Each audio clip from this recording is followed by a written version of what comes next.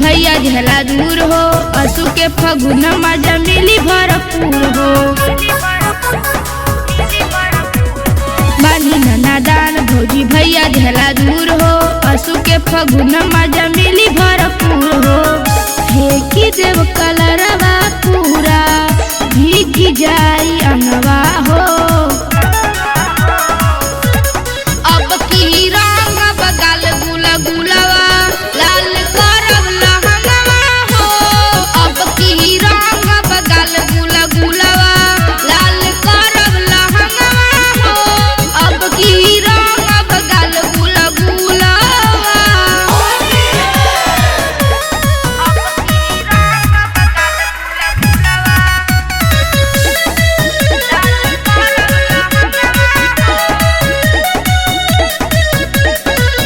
काहे मना करेलू ए भौजी बोल का बा कसूर हो।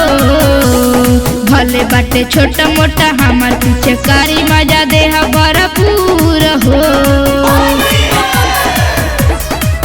काहे मना करेलू ए भौजी बोल का बा कसूर हो। भले बाटे छोटा मोटा हमार पीछे कारी मजा देह भरपूर हो। भागी नाही पैबू ए भौजी जब तू अंगनवा हो। अब की रंग बगाल गुला गुलावा लाल करब लहंगवा हो। अब की रंग बगाल गुला गुलावा लाल करब लहंगवा हो। अब की रंग बगाल गुला गुलावा।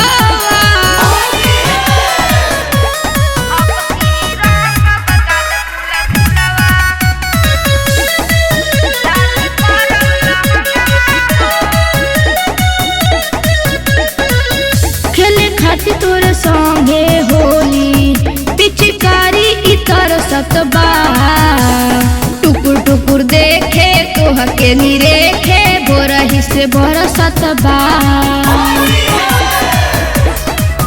खेले खातिर तोरे संगे होली पिचकारी इतर सतबा।